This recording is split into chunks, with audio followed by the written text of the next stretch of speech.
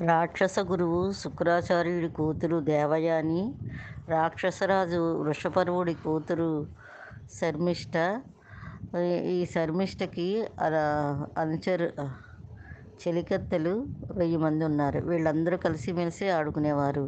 ఒకసారి వీళ్ళందరూ కలిసి అంబికావనానికి వెళ్ళారు. అక్కడ జలక్రీడలు ఆడారు. జలక్రీడలు ఆడేటప్పుడు పై చీరలు అక్కడ తీసి పెట్టారు. అంతట్లోకి ఒక పెద్ద గాలి వచ్చింది. ఆ గాలికి వీళ్ళ చీరలన్నీ ఎగిరిపోయినాయి. అప్పుడు వీళ్ళందరూ కంగారుగా ఒకళ్ళ బట్టలు ఒకళ్ళు కట్టేసుకున్నారు. అలా కట్టుకోవడంలో రాక్షసరాజు కూతురివి, రాక్షస గురువు శుక్రాచార్యుడి కూతురివి ఇద్దరు బట్టలు మారిపోయినాయి. అప్పుడు దేవయాని, శర్మిష్ఠ ఇద్దరూ కలిసి వాగ్వివాదం చేసుకున్నారు. నువ్వు నా బట్టలు కట్టుకోవడం తప్పు, నువ్వు నా బట్టలు కట్టుకోవడం తప్పు అని. అప్పుడు ఆ గొడవ పెద్దదయ్యి రాక్షసరాజు కూతుర్ని రాక్షసరాజు కూతురు శర్మిష్ఠ దేవయానిని బావిలో పడేయండి చెలికత్తెల్లారా, ఈ అమ్మాయికి గుడ్డలు ఊడదీసేసి అని చెప్తే దేవయానిని బట్టలు లేకుండా చేసి ఆ పాడుబడిన నూతిలో పడేసి వాళ్ళు వెళ్ళిపోతారు.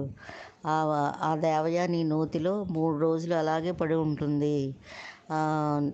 అన్నం నీళ్ళు లేకుండా ఆ బావిలో నీళ్ళలో సూక్ష్మక్రిములు ఉన్నాయి. వాటిని కుడుతుంటే దేవయాని అలా పడి ఉంది. రక్షించు రక్షించు అనుకుంటూ అలా ఉన్నది ఆ పాడుబడ్డ బావిలో. అటువైపు యయాతి మహారాజు వచ్చాడు. ఈ గొంతుకు ఎక్కడి నుంచో వినపడుతుంది అనుకుంటూ వస్తుంటే అది నూతిలో అని అనుకుని దాంట్లో చూసేటప్పటికి అందులో దేవయాని ఉంది. అది అస్పష్టంగా కనబడుతుంది. చీకటిగా ఉంది. సరిగ్గా కనపడలేదు. అమ్మ లోపల ఎవరమ్మా, ఇదిగో నా పై పంచె ఇస్తున్నాను, పట్టుకోండి, పైకి లాగుతాను అంటాడు. ఆ పంచె అందదు. అప్పుడు కింద ఉన్న పంచె కూడా తీసి దాన్ని కట్టి అందులో వేస్తాడు. అప్పుడు ఆయనకి కూడా బట్టలు లేవు. అప్పుడు పంచ కండువా 2 ముడేసి పైకి పట్టుకుని లాగుతాడు. లోపలున్న ఈ దేవయానికి కూడా బట్టలు లేవు. అప్పుడు ఎవరమ్మా నువ్వు అని అడిగితే అదంతా తర్వాత, ముందర నువ్వు పరాయి స్త్రీని ఇలా చూడకూడదు బట్టలు లేకుండా, అందువల్ల ముందు నన్ను పెళ్లి చేసుకో అంటుంది.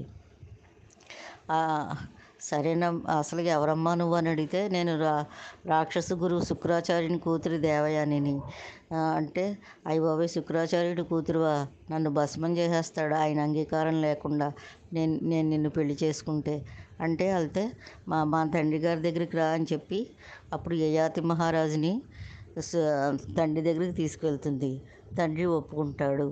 అప్పుడు ఈ యయాతి మహారాజు దేవయానిని పెళ్లి చేసుకుంటాడు.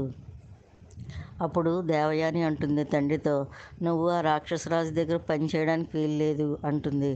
అప్పుడు రాక్షసరాజు దగ్గరికి వెళ్ళి, నేను పని చేయను మీ దగ్గరికి, మా అమ్మాయిని మీ అమ్మాయి అవమానించింది, అందుకనే మేము మీ కొలువు వదిలి వెళ్ళిపోతున్నామంటే రాక్షసరాజు ఆ గురువుగారి కాళ్ళ మీద పడి, అయ్యా మీ అనుగ్రహం వల్లే మేము ఇలా బతుకుతున్నాము, మీరు వెళ్ళిపోతే మేము ఎలా బతుకుతాము, మమ్మల్ని క్షమించండి అని బోరుని ఏడుస్తాడు.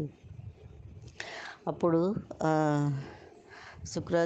దేవయాని అంటుంది, అలా అయితే నీ కూతుర్ని, నీ కూతురుకున్న 1000 మంది చిలికత్తెల్ని నాకు దాసీదానిగా పంపించు, అలా అయితే మేము ఇక్కడ ఉంటాము అని చెప్తుంది.